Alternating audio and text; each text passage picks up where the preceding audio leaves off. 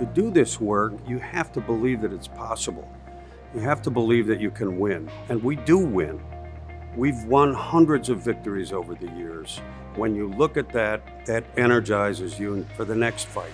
We fought for healthcare expansion. Over 600,000 people had access now to Medicaid. We fought for and with tenants to preserve their housing. Expand the SNAP programs. The complete reform of the Illinois child support system. We demanded that immigrant communities be treated fairly.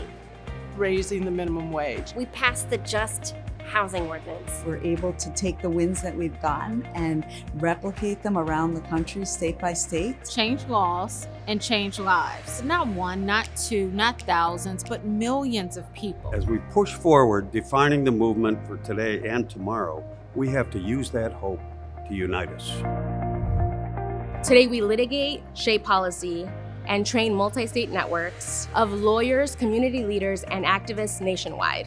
We work with and for the people most impacted by inequity. To pursue justice for all. With equal dignity, respect, and power under the law. We see ourselves as building up an army of advocates that are equipped to do their anti-poverty work with racial justice at the core. And really being humble enough and trusting enough to support community, to support their judgment, support their decision-making, and use the tools and resources that we have to help communities achieve their priorities. Create the story that we're trying to tell. We have the common narrative out there, and we need to share our story. There's more of an urgency when it's actually your situation, when you're the one or your family member is actually the one that's being discriminated.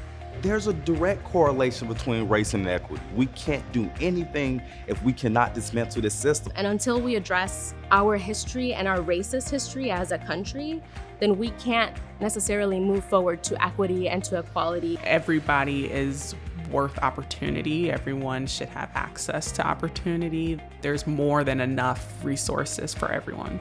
I think we're absolutely part of a movement, and I think it's a really growing movement. There's power in believing in the possibility of change.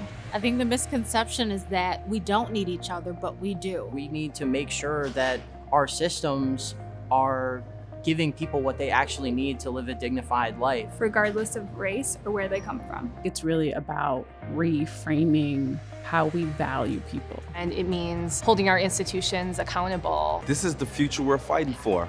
Where everyone has the power to determine their futures. Using litigation and policy advocacy to affect change where it's needed most. Everybody has a role to play to get us where we need to go, and you can be a part of that. We need donations to continue the work. We need people to lead the charge. To unapologetically tackle racial inequities. Contact your elected officials to voice your support for laws that advance economic and racial justice. Because every single person can make a difference, and when all of us come together, we make the difference. You're actually part of this right now. We're all part of the movement. And we can't do this work without you. Join us in the belief that our mission is possible, that if we put in the effort, we can get it done.